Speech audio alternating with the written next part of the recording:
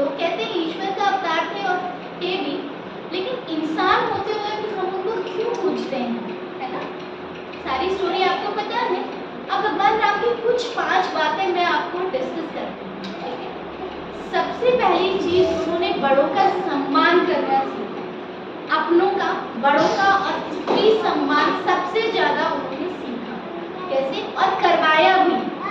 जब भगवान राम को सुबह गुरु वशिष्ठ जी ने ये घोषणा कर दी थी कि सुबह उनका राज तिलक होगा, मतलब वो अयोध्या के राजा बनेंगे, ठीक है।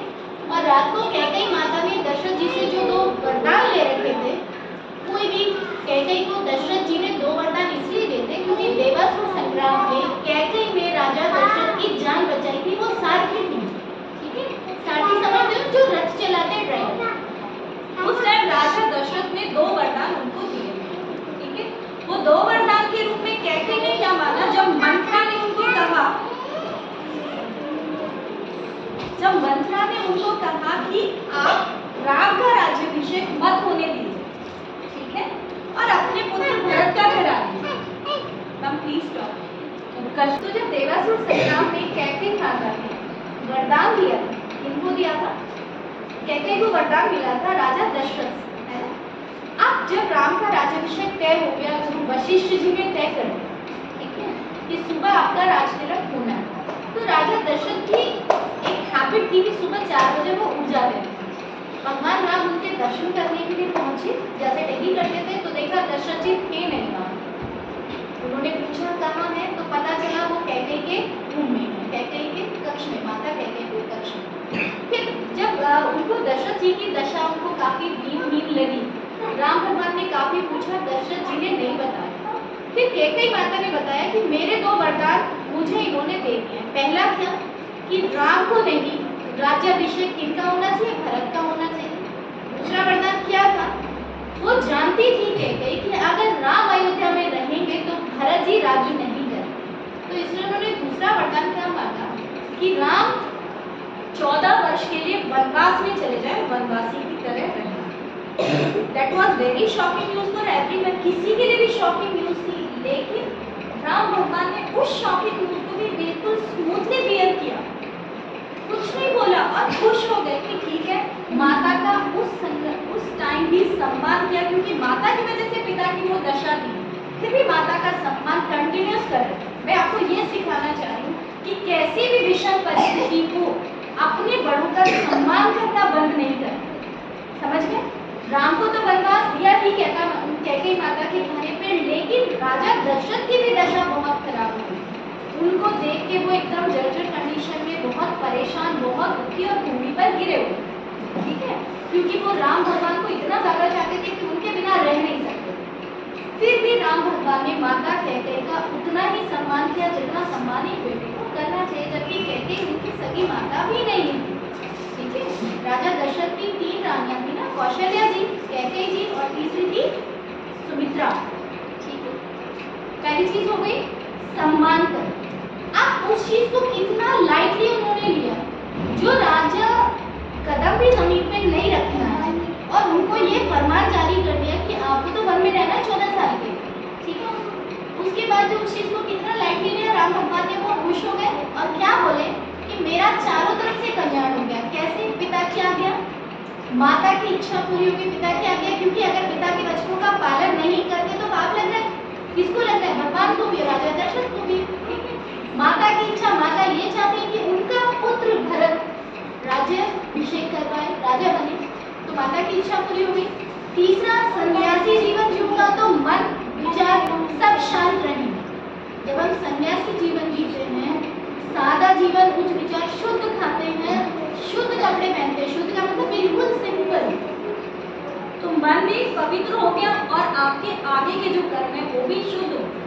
तो तीसरा उन्होंने इसको पॉजिटिव लिया। चौथा, संतों का समागम मिलेगा, चारों तरफ से कौन मिलेगा? संत ही मिलेंगे। वन में तो संत ही होते हैं, या तो एनिमल्स होते हैं या संत होते हैं। तो उस इतने बड़े आघात को भी उन्होंने कितना खुश रह के सह और खुश, ठीक है। दूसरी बात समझ में आ गई कि उनके व्यवहार में क्या था? गुस्सा था ही नहीं, ठीक है। हर चीज को लाइटली और प्रसन्न रहते, ईश्वर जिस दशा में रखे वो प्रसन्न रहते। तीसरी, स्त्री का सम्मान, अपनी पत्नी का सम्मान। फरमान जारी हो गया कि राम को जाना है।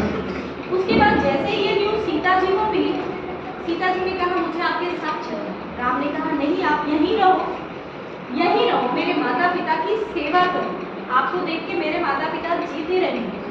सीता माता ने कहा नहीं, आप वन में घूमें और मैं यहाँ राजमहल में रहूं, मुझसे नहीं।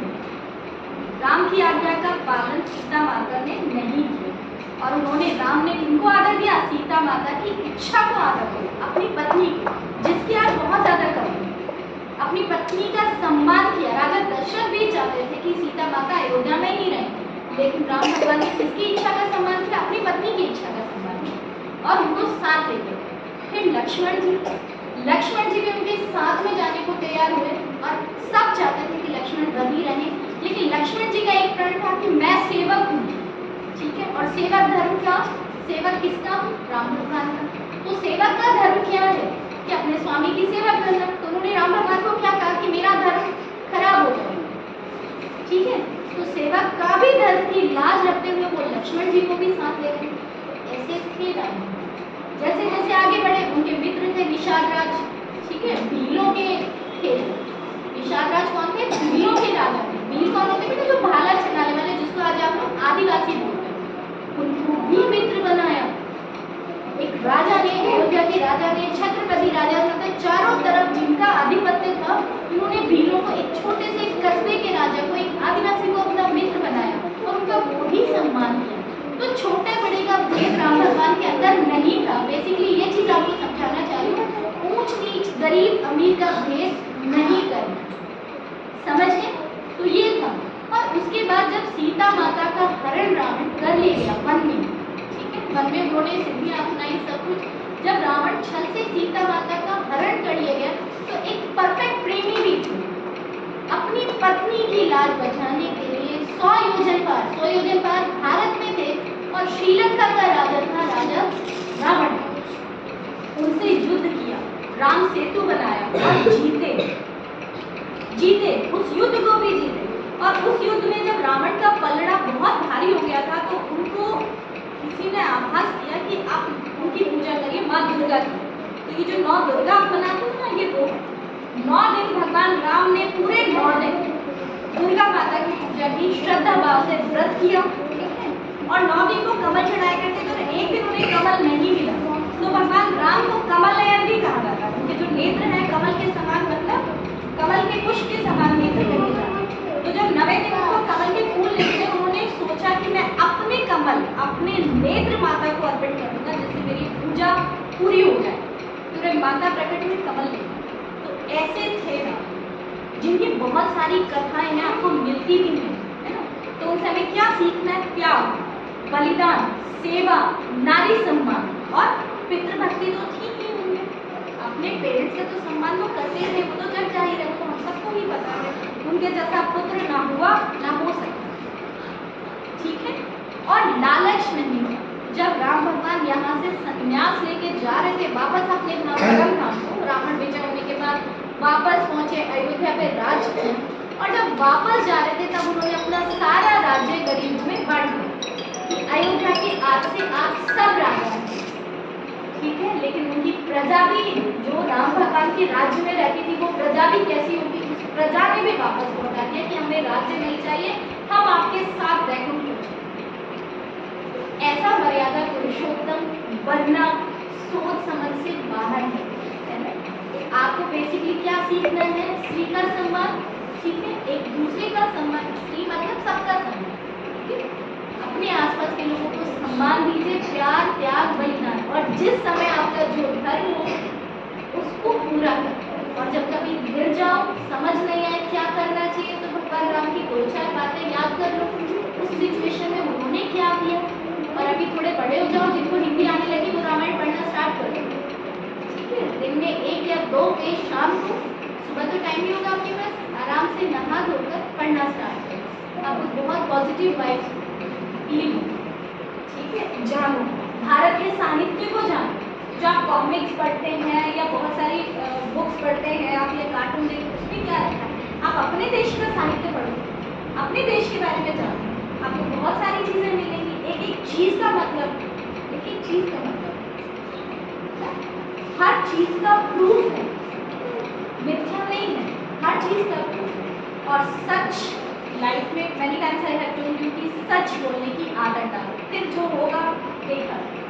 सच बोलना है और आपका जो भी काम है उसको पूरी निष्ठा से, ऑनेस्टी से आपको करते रहना है। विद्यार्थी हो अभी आप, वो करें, ठीक है, उसमें कोई चोरी नहीं है पढ़ाई। प्रोफेशन करोगे, जिस भी प्रोफेशन में जाओगे उसको ऑनेस्टी करो। आपका काम सिर्फ एक है, जो आपको काम दिया गया है वो करें। जब भगवान राम वन में थे तब सीता माता की रक्षा के लिए उन्होंने रावण से विजय पा ली थी, है ना।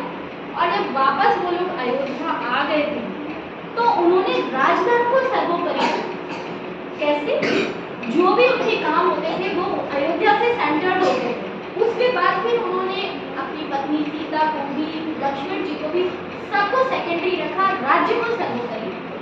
तो पहले जब वो एक प्रेमी थे, एक पति थे, तो वो धर्म निभाया, जब राजा बन गए तो वो धर्म निभाया। समझ रहे हो? तो जिस कंडीशन में आपको, उस कंडीशन में आपका जो भी आपका धर्म है, जो भी आपका कर्म, धर्म और कर्म में डिफरेंस नहीं है। कर्म से धर्म बनता है और धर्म से कर्म। अपने कर्म और अपने धर्म को करते रहो, निश्चय विजय तुम्हारी ही, हमेशा तुम्हारी। जो सच पे चलता है विजय निश्चित। अंधेरा कितना भी घना हो, परेशानियां कितनी भी हो, विजय तो होगी। समझ गए? तो इन चीजों को हमेशा ध्यान रखना और भगवान राम को कभी भूलना नहीं। लेकिन वो पूरे नहीं होते सीता माता के